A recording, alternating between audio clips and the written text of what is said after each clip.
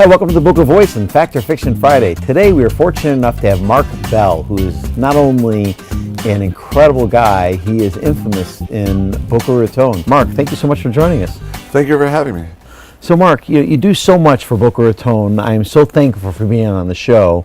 But, just talk a little bit about some of the things you've done for Boca. I mean, you have done so much for the hospital, for the fire department, for the police department, for the museum. I mean, the list can go on. What got you so involved in the community? I'm a big believer, we live and work here in Boca. And as a resident of Boca, we want to support the community. And we love giving back. And there's so many great things to give to in Boca. It's hard to pick from, but we want to make sure that we're contributing to the community and helping to make Boca a great place to continue to work and live.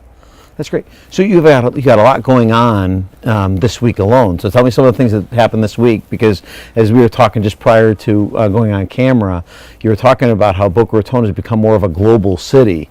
Let's talk a little bit about some of the global things you have going on. Yeah, I don't think people realize how much business gets done in Boca. I mean, we one of our investments this week did a $116 million follow-on offering.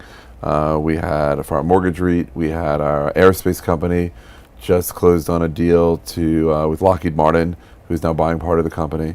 And there's so many great businesses here in Boca, and so much business goes on. I don't think the outside world really realizes it's not just a destination to retire, it's a destination to work. That is great. So Boca, when you decided to kind of bring all of your businesses in here to Boca Raton, and it's a vast empire that you've really built here, tell me some of the businesses that you've had, including fortunate, you've actually gotten on Oprah's list. So talk about the watch company. So I was very lucky. Last year I purchased my favorite watch company, which is based in the Netherlands, called Kibu. And here's one of them too. Here's one of them I'm wearing now. And it was a great company, and we decided to relocate the headquarters to Boca. And we moved it here, and we moved the distribution facility here to Boca as well. And it's been a great decision for the company. The company is now, we made the main runway at New York Fashion Week, the main runway at Swim Week, the first watch ever to make the main runway at New York Fashion Week. We were one of Oprah's top picks for the holidays. And it's really just very exciting as we brought the brand to America and brought it down here to Boca Raton. That's phenomenal. What are some of the other companies you have? We have a very big Broadway business. We produce Broadway shows. We own nightclubs, restaurants. We have internet, aerospace. We have a big venture capital business. We're invested in about 156 companies around the world. That is unbelievable, and all right out of this office. Correct. In Boca Raton. That is just a phenomenal story. So what are some of the things that you think that as Boca grows, that you think that we need to look at as a city? I think the city does a phenomenal job. We have great infrastructure. We have great housing. We have great schools. I would love better cell service. I think that is definitely one of the biggest complaints we all get is driving around Boca. We need mobile service. You need to always be on the phone, especially in a global economy. It would be a great thing for the city to force the communities to build cell towers in this day and age. Even just for a safety reason, some people don't even have home phones anymore, and we'd love to see the city do that. But infrastructure-wise, the city's done a phenomenal job. It is the power grid is almost perfect, and getting there. But we think it's all the civil services are spectacular and world class. That's great. As an entrepreneur, we started a couple new segments on the Boca Voice for millennials.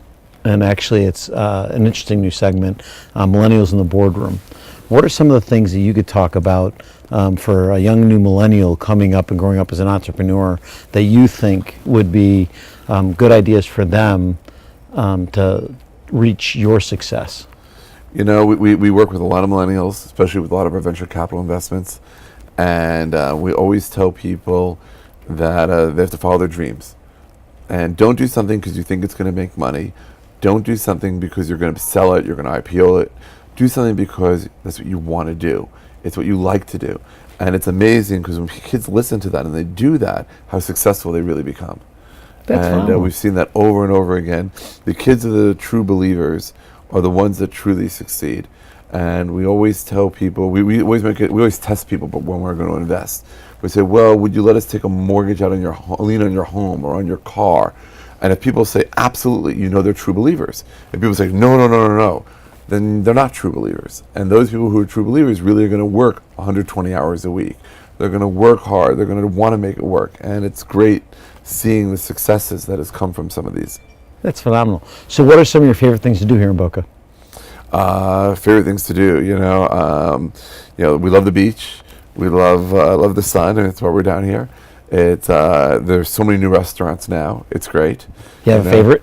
Do I have a favorite? My favorite's probably, and I know everyone else is going to hate this, but all my other friends, but New York Prime is probably my favorite. It's just very consistent. It's great food. Johnny Gio is just a bomb. He's great, and he takes very good care of us. And you can't, Nick and Scott just take care of everybody. It's our favorite place to eat, and we try to go anytime we go out. That's always our first choice. Great.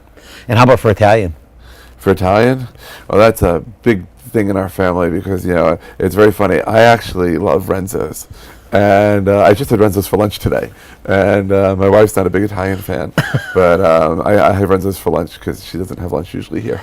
Speaking of your wife, I got to be honest with you. As we walked in, you showed me the bat phone. And then you showed me that when you pick up the bat phone, it actually dials directly to your wife. Right. And when she wants to reach you, it'll actually call back and it'll pick up just like the bat phone. Right. And that actually is the bat phone from Gordon's office in the original Batman series.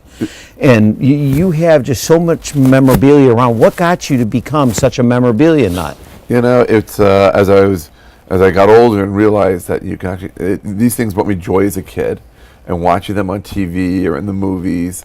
It was fun to watch, and as we started, as I had the ability to start acquiring stuff, we did. So what most people don't know, like here in a warehouse in Boca, we have the original set from the original TV show Star Trek.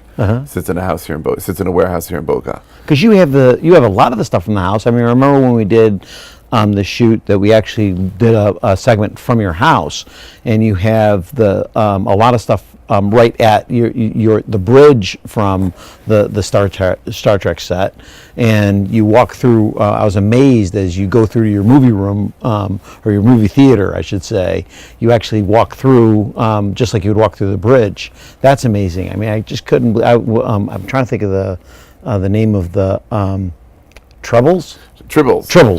Right, Trouble with Tribbles. We have lots of the original Tribbles from the original TV show. And but we also have like the entire set of Star Trek First Contact with hallways and walls and hollow doors that open that sit in a warehouse that we're just waiting to build a venue to put all this stuff in. And it's fun. It's just like the video games we restore and nostalgia. In your game room. Yeah, it's just it's fun to have. It's fun to share with friends.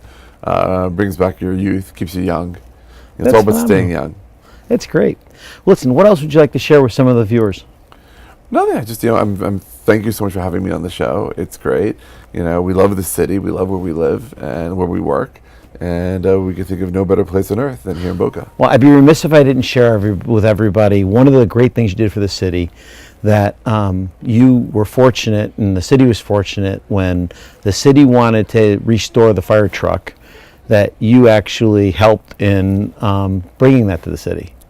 And you shared some of that with it. So tell us a little bit about the story about the fire truck. So the city would always take a fire truck out of service to do community service, to do things, community outreach. They'd have to take a fire truck out of service, which means the city was always down one fire truck. And so there had to be a solution to that. So I went out and bought a fire truck that they can then use for those purposes, for the community outreach. So fire coverage would never be degraded in order to do community work. So they would always have, all the fire trucks that they have would always be in use, and they had one just to use now for community outreach.